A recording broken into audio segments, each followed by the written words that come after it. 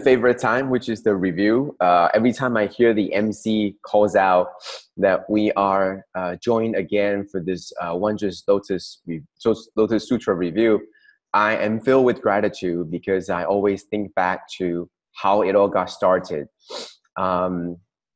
Just like what Master said this morning in the morning Dharma talk, Master mentioned about picking up a notebook that was neatly written. Of course, this was coming from a member that was coming to Taiwan for certification from China. So it was obviously written in Chinese.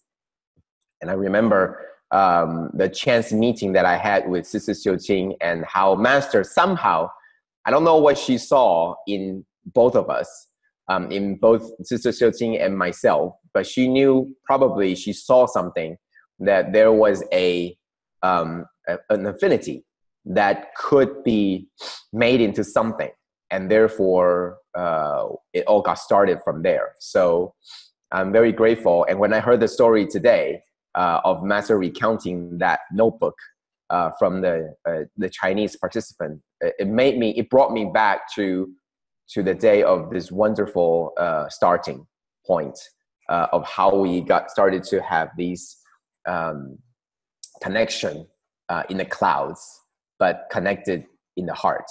So I'm filled with tremendous gratitude to all, and also tremendous gratitude to the Master, to Master who is teaching and leading us.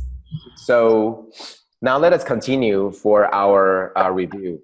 Last week we talked about the eye, then the ear, the nose, the tongue, and the body and the mind.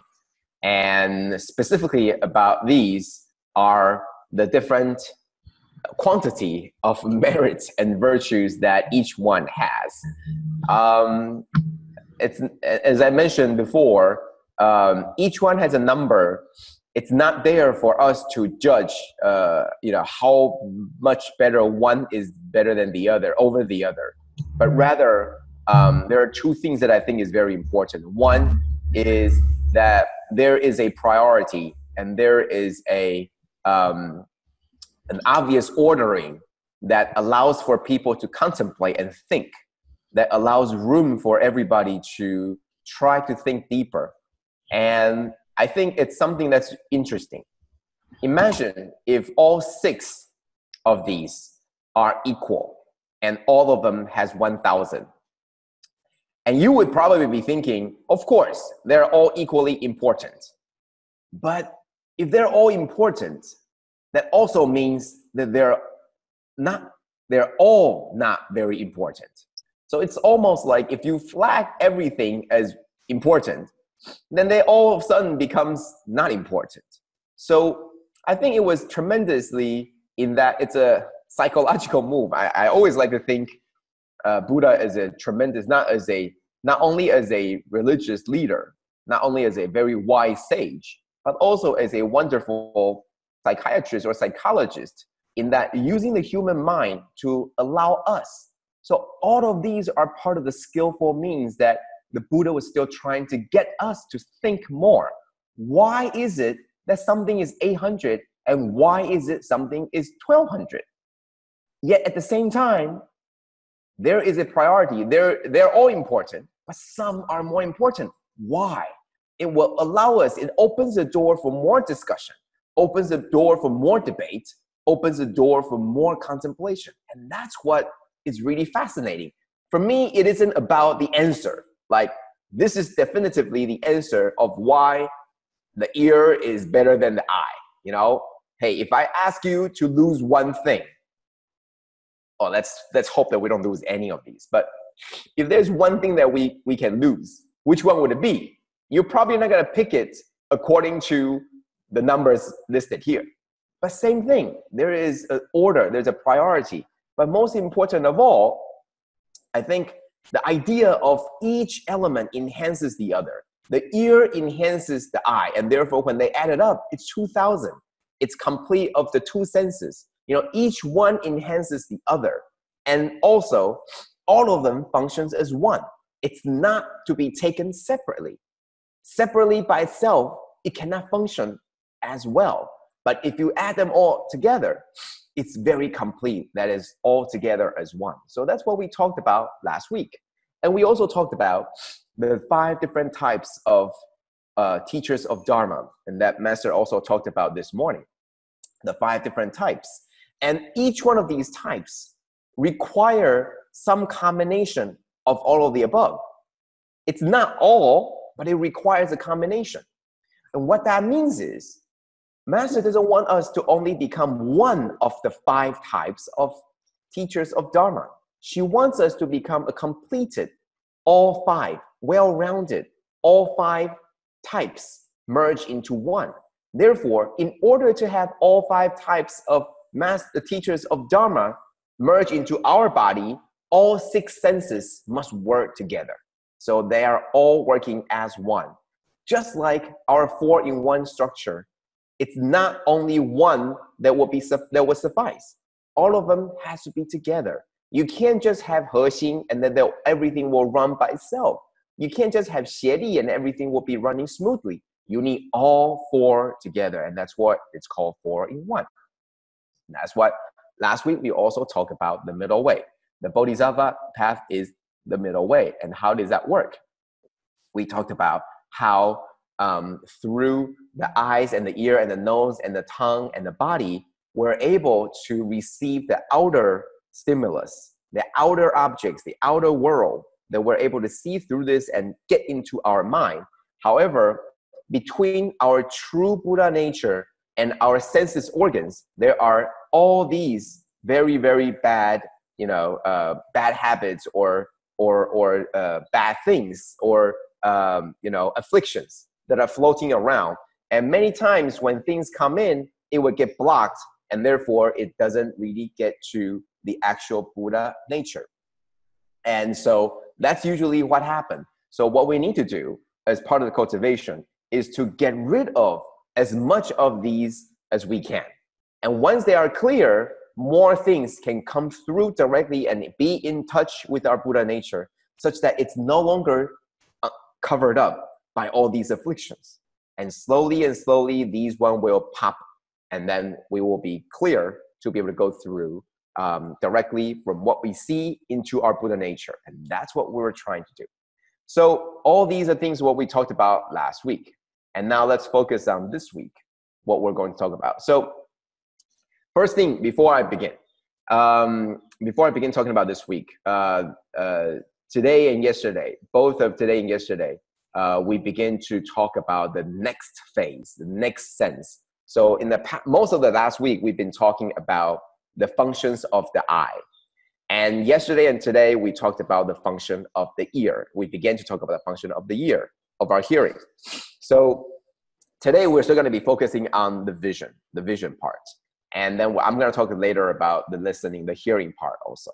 So we're going to be talking about the types, the 5 types of the eye. And they are the eyes of physical nature. And these are all just very loosely translation. These are all just loose translations. The eyes of physical nature, the eyes of divinity, the eyes of the law, the eyes of wisdom, and the eyes of Buddha. So these are the 5 types of eyes that we have been learning, that Master have been talking about in the past week. So that's what we're going to be talking about, the 5 types, and what do they mean, and what are they? Because I think a lot of people, when they're thinking about the merits of 800, they're thinking about where do the 800 come from? And then the masters begin to talk about the 5 different types of eye.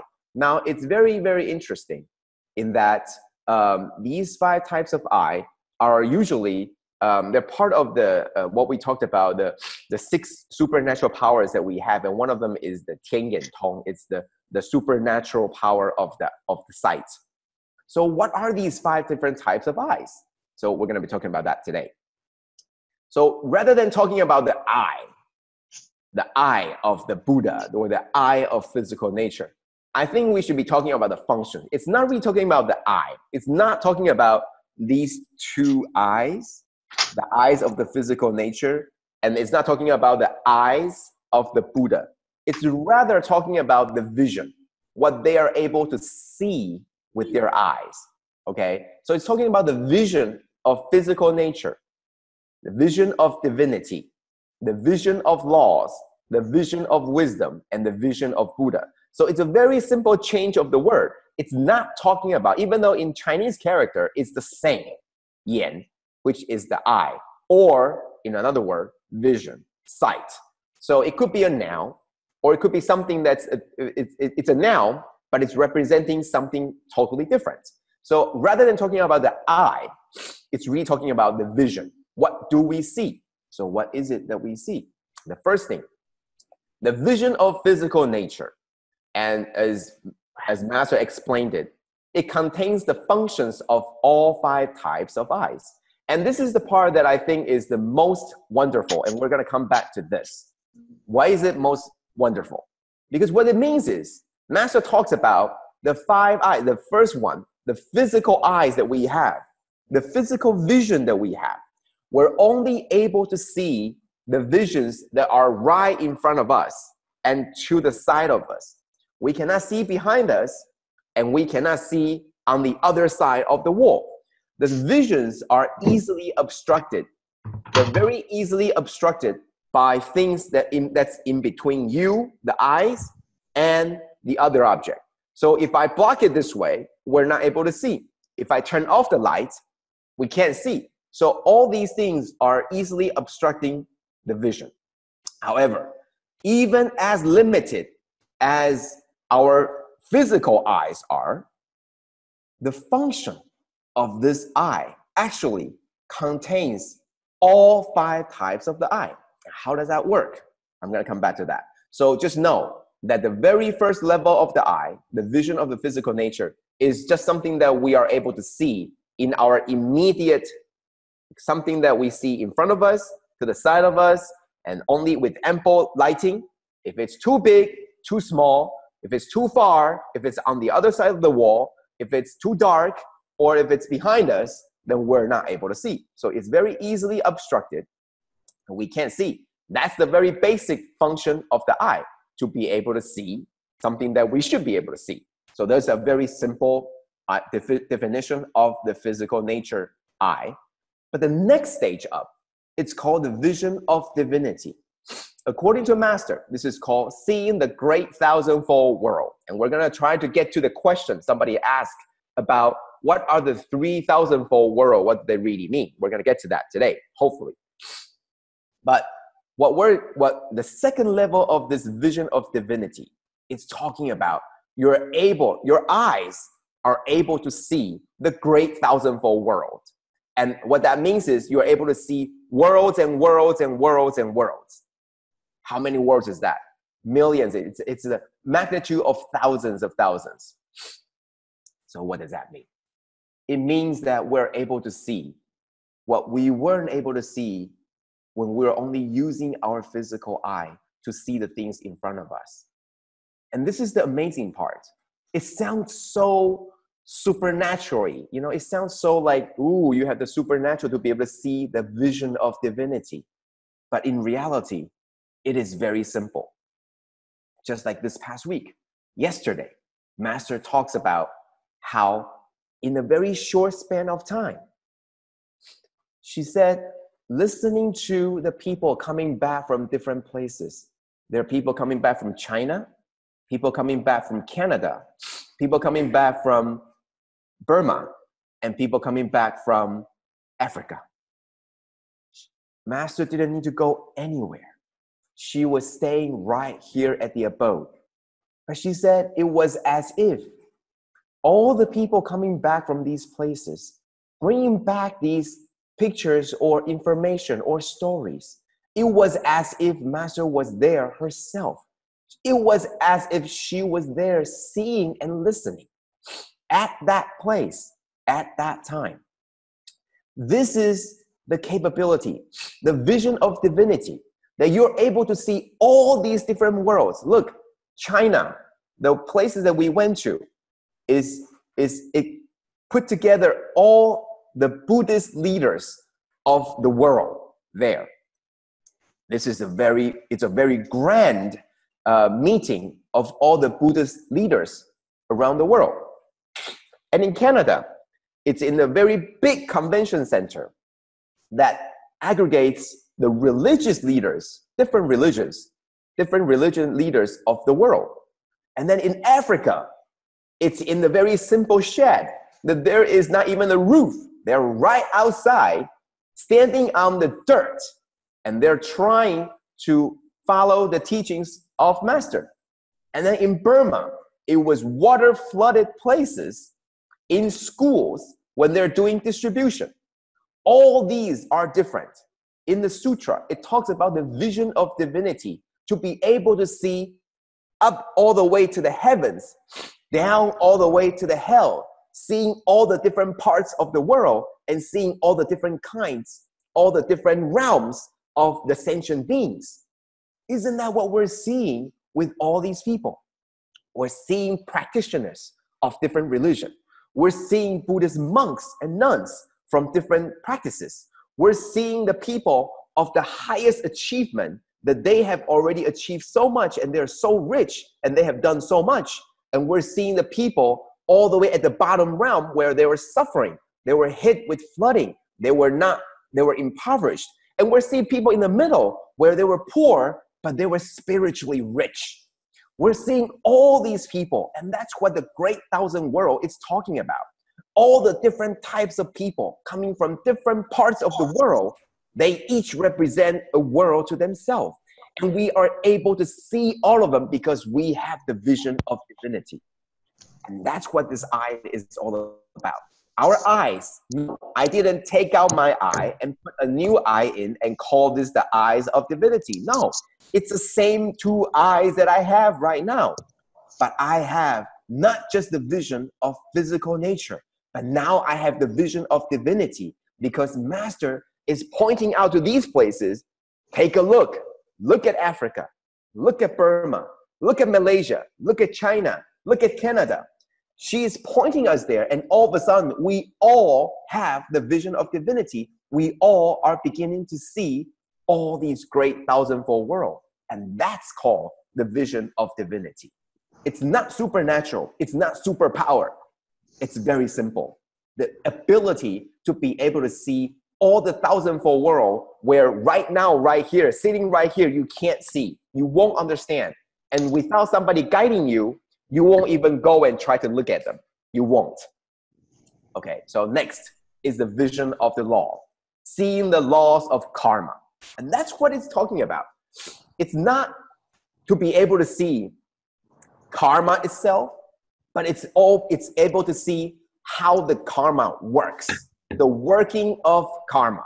So, for example, the people in Burma, they were already suffering from the flood, and I'm sure a lot of you,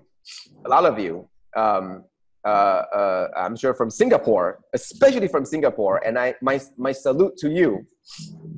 The Singapore medical clinics, go there and hold these huge free clinics every year. I'm sure more than that, but I know the big ones are happening every year in Burma for the last 3 years.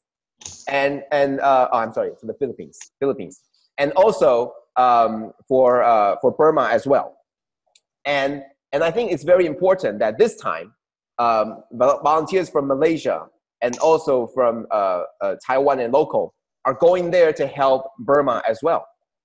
And the idea was that when we're there, Master wants us to see deeper. Why is this flood happening? Understanding the cause of it. Remember the Four Noble Truths. The first is the law of suffering. Master just talked about today, the Noble Truth, the Four Noble Truths. The first is the law of suffering. The second truth is the truth of how the suffering came about. This is something that we must look into. The vision of the laws, once again, Master directed our vision to see. Don't just look at the things for what happened. Don't just look at Africa and see their stories and that was it. But think about why they come to be in this state. Think about what they're doing now. And think about the seeds that they're planting now and the fruits that they will be able to have in the future. And so that's what Master was talking about. That look at the African from Mozambique. If you look at the volunteers there, it's almost amazing how everyone is poor. One of the volunteers, she was living in a very simple shed with no door. And her bathroom that she had to use is only a cloth, and it was only set up by very simple bamboo sticks. That's her world. But we have the vision of divinity to see so far, even though we're not there. But we see what it is. But now the next stage is for us to see why it happened and how it happened, and then what will happen. So we understand the suffering comes from the past karma. But Master says, even though that they're so poor, that they're so content with their lives, and they're so sure that they have to do more to change their lives, so that even though that they are poor, and even though they're impoverished, that they are spiritually rich in their mind. And I think this is something that allows us to know the past, to know the future. You don't really see it, but you know it. And that's called the vision of the law, because you see the vision of the laws of karma working. And that's very important. So first, to be able to see. Next, to be able to see the worlds that you would otherwise miss. You would miss these worlds because we are always afflicted. Things are blocking us, or because we are so focused in our own world that we have no time and no interest to look at other places. So Master says, no, you should look at in these corners of the world. You should look at next to you. There are places that you don't see. You should look at far away and know their lives. So now we have the vision of divinity to be able to see so far away, beyond the walls, beyond the borders, and we're to be able to see so far away. Now we know what they're happening. The vision of the laws tells us that we need to look at it and know why it happened. Know the kind of seeds that they're planting, and know the kind of results that the seed will get. That's the vision of the law. The fourth one is called the vision of wisdom. And what does that mean? It means that you see the cause and effect. You see the laws of karma working. And then you see the laws of equality. What does that mean? It means regardless of what country we're in, regardless of what religion, regardless of whether they are the refugees or I am in a very well-being state, regardless of anything, everything is an aggregate of affinity. Things happen because the affinities and the conditions are ripe. These people they are part of the flooding victims because they have done something, they have planted the seeds that is not so good in the past. The conditions are ripe, and therefore the suffering manifests itself. I am here and I'm having a very good life. That's because I've done something good in the past, and the conditions manifest itself, so I'm doing okay. But everyone is equal. When one day the seed in my life that is bad, and the affinities and the conditions are ripe, I will suffer. Also, for those suffering the flood right now, when the condition is ripe, the things that are good that they've done in the past will allow them to be elevated to have a good life. We are all the same. Even though I'm looking to be very healthy, someone looks to be very sick, all of it is an aggregate of condition and the past karma. We're all the same. Even though I look healthy and the other person looks sick, when conditions are ripe, I will be sick, they will be healthy. And seeing that law of equality allow us to not be attached to I am all good and you are not so good, and therefore I am much better than you. But seeing the law of equality allow us to understand that to really, really believes in the karma. So remember, a quick review. Vision of the physical nature allow us to see what's right in front of us, the physical things. The vision of divinity allows us to see far and wide. so that we are able to be exposed to things that we didn't know before. But it's not enough to just know about things that we didn't know before. We need to know why it happened. But now knowing why and how it happened, we have to understand that all of this, I am the same too. I am going to be like them. Maybe one day I'll be born into this family, and then one day I will have no food to eat. What would I do then? Then you understand that everything is equal. Everything is coming together. If you plant the seed now, when one day the condition is ripe, it's going to happen. So what do? We do what every enlightened being must do. The vision of the Buddha. Seeing all sentient beings as their true self. What does that mean? It means that even though the karma is going to happen, you've done something bad, it's going to happen when the conditions are ripe.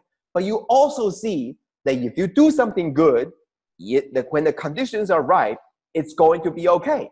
But we also see that we all have this Buddha nature. And if we cultivate, one day we will also be enlightened. That's the key. It's not just about the seeds of good or the seeds of bad or everything's empty. It's not about that, but it's about the middle way. Seeing the good and the bad, seeing everything is coming together, and without the affinities and conditions, it will just be empty. But rather, it's not these two extremes, but it's in the middle. Seeing and the vision of everyone.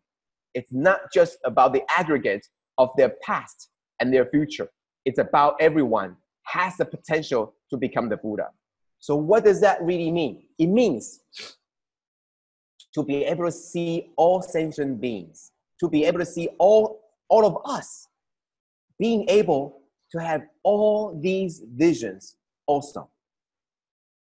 So it means that now that I have achieved not just the physical nature, not just the divinity, not just the vision of the law, not just the vision of I forgot, wisdom, but everyone, not just me, but everyone have the same vision too. But why aren't you seeing it?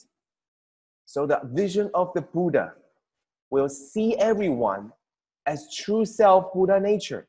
But we have to help them to open their eyes to see all of the above. And this is the most precious vision that we have. And that is what Master has been trying to do. Master sees that we all can be Buddha ourselves, that we all can have all these 5 visions, but we don't. It's almost like we have eyes, but we don't open. So Master had to open our eyes for us. Look at far away. Look at Africa. Look at Burma. Look at Philippines. Look at Malaysia. Look at Indonesia. Look at all these places. She tells us to look at there. And after we look there, she says, look at why they're happening like this. And then after that, she says, well, after you think about it, contemplate. Why is it happening? And it might happen to you. Impermanence. And then she says, well, if you know it's coming, cherish your life and spread the teachings and walk on the Bodhisattva path. Isn't that all 5 visions in our everyday work? So that's what Master said 2 days ago. She said, Buddha has all 5 vision capabilities. And this is the process of cultivation. And amazingly, this is the path that Master leads us on. She doesn't want us to look at our own family. She wants us to see the great love. She doesn't want us to only love the family that we have, but love everyone as our big family, the great love for all. It's not just about my country, but it's all the countries. It's not just about my race, but it's all race. It's not just about my religion, but it's all religion. This vision opens up to vision of divinity and teaches us about the laws of karma and opens us to the wisdom that's all in between. But the most important thing is she encourages us so that we can spread the vision to all, so that they can also see, so the people in Burma can see the people in the Philippines, so the people in Philippines can see the people in Africa. We are helping them opening their visions too, because they are Buddhas themselves. They all have all these 5 visions. It's the process of cultivation. And that's what these 5 eyes mean. Well, at least that's what I think they mean. But to me, it's not so focused on which 5 of these do I have, but rather, have I done what Master taught us to do? So Master asks us, are these the true functions of the eye? Or are they the functions of the mind? Or are they the functions of consciousness? It's time for us to contemplate and think. So lastly, I apologize, I can't get to the questions again today. But lastly, how far have we, this is the question, these are the questions that Master asked us yesterday, the day before yesterday, when it was the lunar first. And she asked us these questions. How far have we achieved in our cultivation? How much have we done to contribute to all the sentient beings? How much Dharma have we learned? How many people have we influenced? And how much truth have we realized in our daily lives?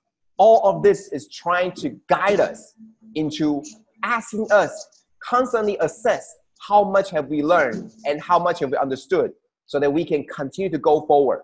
How do we go forward? The 5 eyes. Let me review them again.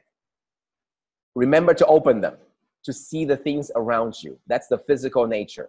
Next, to see far and wide, to see close up and see very detailed. That's very important. To see the things that you didn't know before, to understand more things that we didn't know before. But next, knowing why these things happen, knowing why they come about. Next, do not be attached to what you see, because everyone is equal. Whatever that's going to happen to them, it might happen to us. And lastly, once we understood all these wisdom, spread all these wisdom to all the people also. That's the 5 eyes. And I hope that, so once again, we didn't have time to go into question and answers. Maybe we can get to them at the end if there's time, but if there's no time, then I'm sure we're going to get to them eventually, one day. So thank you all, and this is my sharing for today. And we're going to hand over to the sharer for today, and please share with us how you feel and your thoughts. Thank you. 阿弥陀佛，感恩 Brother Joe for such wonderful sharing. Yes, indeed, every Saturday we are very grateful to hear wondrous insights from Brother Joe and our Hualien Dharma teachers. Okay, today we are all very excited because we are going to hear the wonderful sharings from these Tacloban volunteering teams. Today, okay, maybe first we will hear from Sister Lily first, Sister Lily Sri Dhammasara. Everyone, actually, in fact, if you hear later, you will understand that this the morning, when we start before we start this session, Sister Lily is the one who will make the greetings. Okay, without much ado, we invite Sister Lily to share.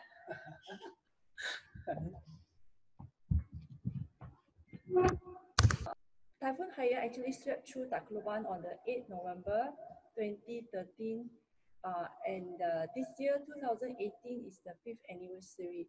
So we were given the opportunity to attend the medical mission in Tacloban. Okay, just an idea of what happened, what is the devastation that happened in Tacloban during Typhoon Haiyan. So you can see that the Typhoon Haiyan was very strong, that it moves the vessel from the sea over to the land. Okay, and you see the land was, there was so much of devastation and casualties. Okay, and every year actually the medical mission, major medical mission held in Tacloban. So this year is the 5th year, and it's the 236th medical mission, and it happens on 26th to 28th of October. Okay, so actually we are given 3 days notice about this, and we have seized this opportunity to attend to this medical mission. As Master say, we have to seize the moment, and while our body is still strong and healthy. because life is impermanent. So we have decided to go for this mission. So this is 8 of us from Malaysia, 2 TCM doctors and 6 volunteers. So when we reached to Manila, so at the Manila airport, we were greeted by Manila city volunteers, and they gave us some snacks at the airport. It's like welcomed by our own family. We were very happy about that. And another thing is, when we are at the airport waiting to board to the plane, and this man in white actually came to us and he asked whether we are from Tzu Chi. So this shows that actually people from Tacloban knows Tzu Chi very well. He is very grateful to Tzu Chi for holding Tacloban's people, guide and help Tacloban during the devastation of Typhoon Haiyan. So we took the opportunity to inspire him about Tzu Chi, and he said he will visit the medical outreach over in Tacloban and will join Tzu Chi volunteers during work. Okay, and this mission is accomplished with the doctors and volunteers from many countries, like from Taiwan, Singapore, Malaysia, and the local volunteers at Philippines, Manila, Amok, Palau, and so on. So total but is like 466. It's like Bodhisattva emerging from the ground to support this mission. Okay, so you can see the numbers of patients that we have treated in these 3 days. There is 6,000 over plus. Okay, and it's the highest among the 5 years. And dental stands the highest figure, 1,866. And you can see here, this is the patient waiting, queuing outside to the registration counter. There are so many of them waiting outside with umbrella, some without umbrella, under the sun. Yeah, until it's outside the school gate. And some of the patients actually queue as early as 2 a.m. to seek for the treatment.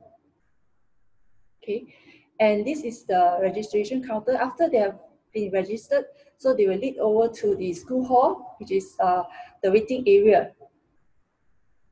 So there are about 600 over plus patients in this school hall in the waiting area, and their brothers and sisters keep them occupied by group activities such as singing, watching the video, dancing, and we also play the video of before and after Typhoon Haiyan, and also sharing from our local Tzu Chi volunteers who non-stop reminding the Tacloban people about Tzu Chi that have helped them throughout, and they were very touched and have great gratitude to Tzu Chi for supporting them, holding their hands since the disaster.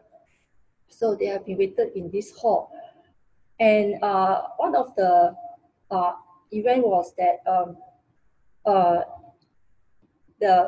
we also have hand over the bamboo bank for them to donate some donations for the earthquake in Sulawesi. This is to instill their action of great love.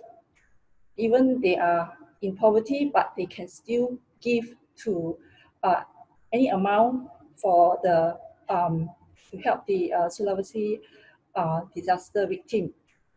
And one of the people there, he was trying to get some money, dig the money from the back, but he cannot find any money. So we told them it's okay, we already received, the seeds is planted already, because the action is there to find the money. Even there is none, it is fine with that.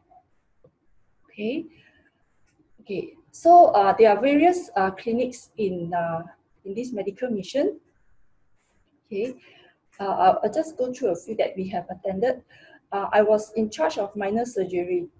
So in this minor surgery section, okay, at first I was quite shocked to see various kind of lumps in various parts of the body. So the patient will come in and the doctor will be examining them one by one to see whether the lump can be removed via the minor surgery through the local anesthetic. So you see the patient here, they have to live with these lumps like for 2-3 years, some like 10 years, because they can't afford for the operation. Okay, so the doctors will actually examine them and they will try their best to make sure that the operation can be done. But in situation that is really cannot, so it will be referred to hospitals for further treatment. Like for this boy, so doctor says that he's too young and not able to go through or withstand the anesthetic. So this boy was not able to remove the lump through the minor surgery. Okay, so this lady have a lump at the below the neck here, and for this man, the lump, it may be related to dental.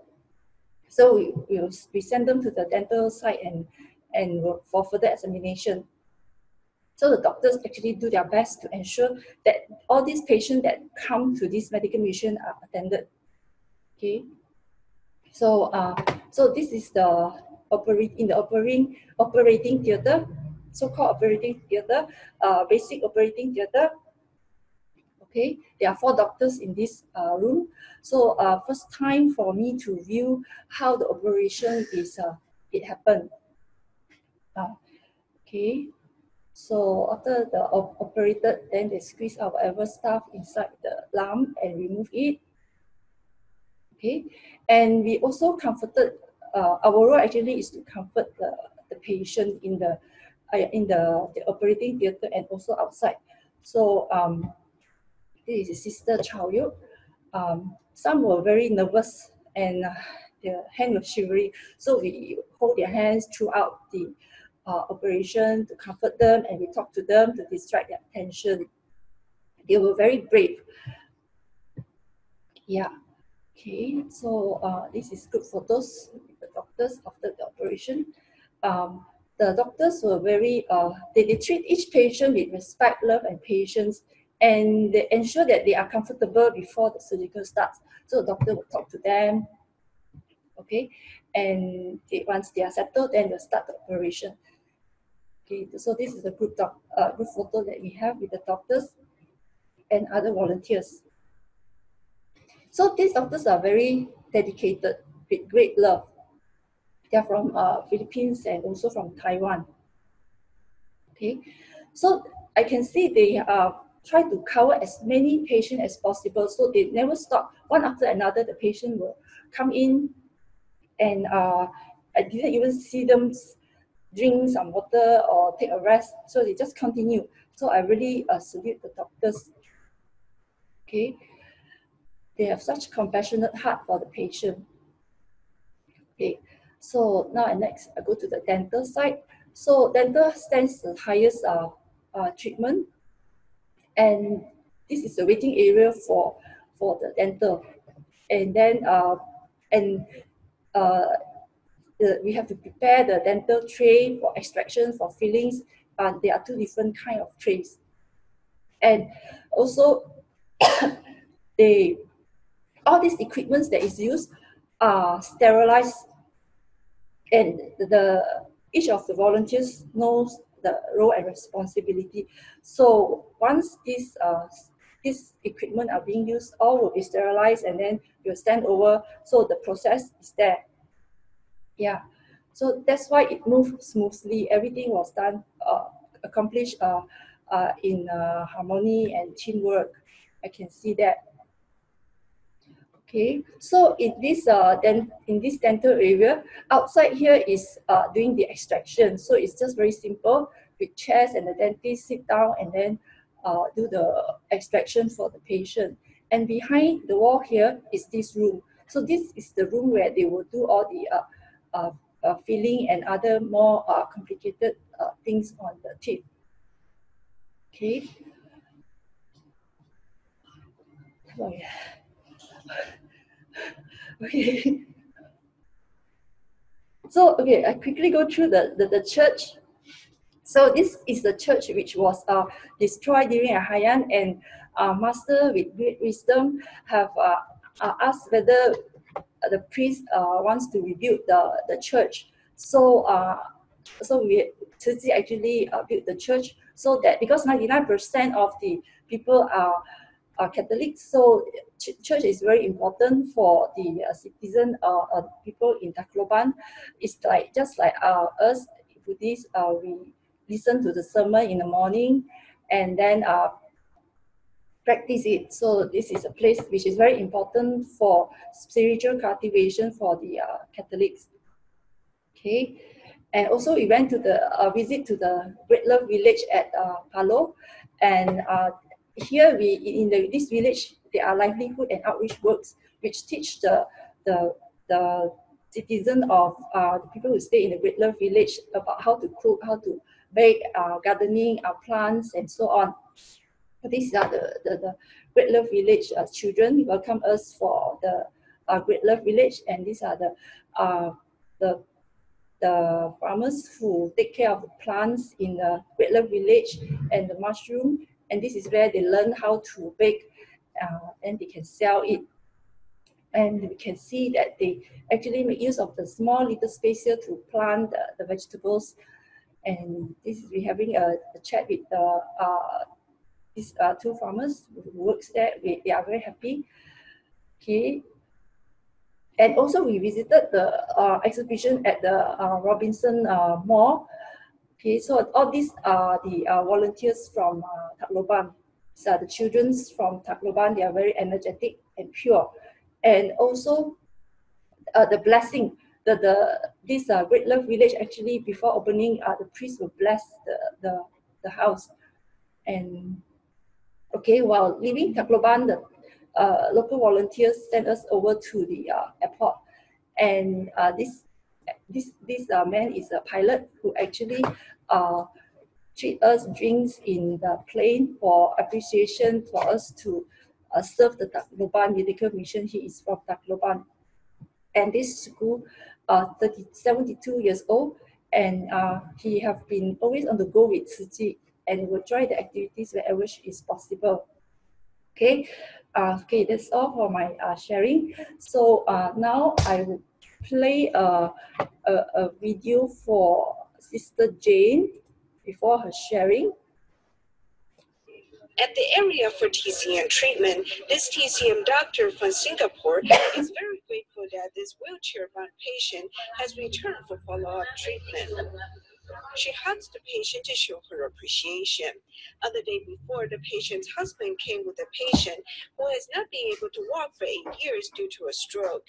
After more than an hour of treatment, she could stand up. However, she still needs to undergo further treatment. We apply acupuncture to give her energy. Then we will give her confidence. If you form good affinities with her and she trusts you, she will have good treatment results. To treat a patient, it is important to heal them mentally. The perseverance of the doctor and the medical volunteers have given the patient confidence. Yes, very good, very good.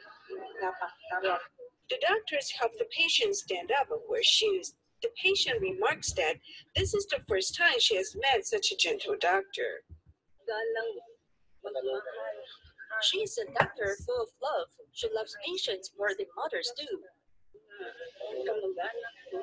Okay, you can do it, I can do it, all right? The patient tears up as she is very grateful to the medical volunteers. Having gained confidence, she will continue to practice standing and work hard on rehabilitation. Repeat? I think no. I just say that we're so happy that I can no need to spend any single money, and I can through the sharing from Sister Lady that she bring us to travel around what they have done in the medical mission in Philippines, and bring us to the church and bring us to see what happened for the dental treatment service place, and how what people they have met, and what they have come close to face the service problem, I think. So it's so wonderful that it proved that master give us the like, we already not just for have a, like just Brother Joe say, we are not just a vision to look at. We have a physical nature of the vision to see what through the PPT that you show us, and also that it brings us the inner vision of divinity that we already, as we are in Philippines as well, to review and to go through what you have done. So, and just now, because you show us a short news from the video that we can't see the slide, but through the listen, although like today Master say, whether you hear or unhear, it just depends on the moment that how do you feel that. Like just now, even though we don't have a vision, but they have a sound came out, but because we have a small conversation that I can't listen truly what you say, even though they have a sound through the computer to have it. But I think if I have not concentrate on it, I also cannot get the point. So I think it's very important that we listen to the Dharma. Also have to be very mindful. This is give me the sharing. Yeah.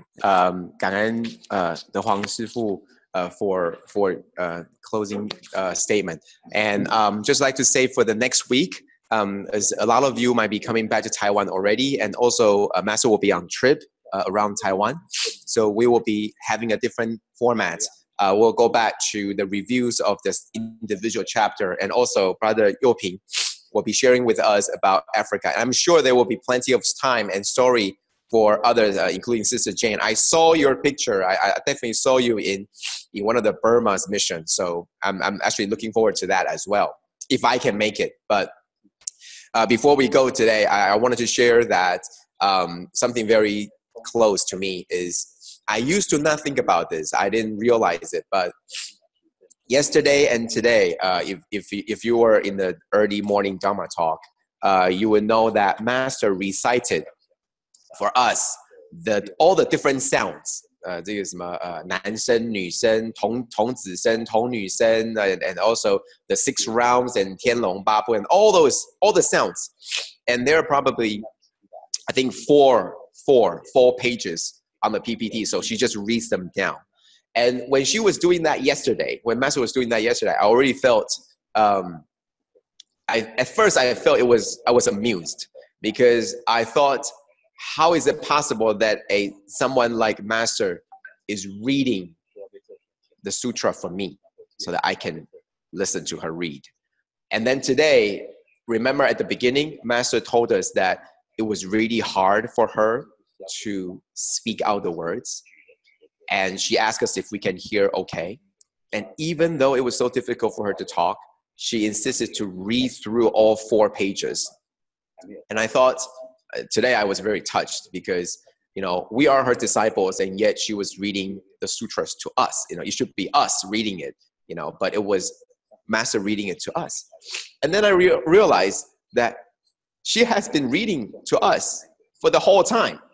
Since the very first day, every day there will be like, 1 or 2 lines of the sutra. I believe Master had made the vow to recite, to read the sutra loud for us. And all of a sudden, it just dawned on me that with her voice, and this is what we talk about, the hearing, the merit of the hearing. It's that, did you really hear what she says? Or do you really know what she was talking about? And do you understand the emotion that goes into every word? You can hear the sound. You can know the words. You can even know the meaning. But do you understand how much love and compassion that was put into that? It's almost like a mother who is reading the story, a bedtime story to the child. That type of soft and that type of wishing the child would one day grow up. And not just one day grow up. I think I'm hearing another sound, but okay. So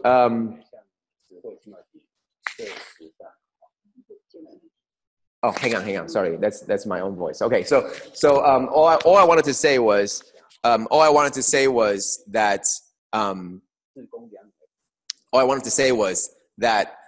we wish that everybody can cherish the time that we can listen to Master. It's almost like the mother reading the bedtime story to the most beloved children, and that's us. And there isn't enough time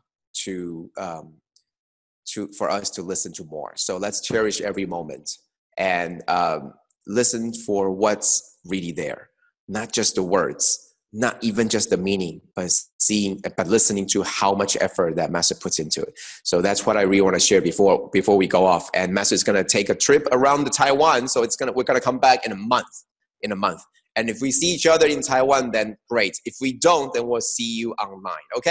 Okay, so thank you everybody, and we will see each other soon. Thank you.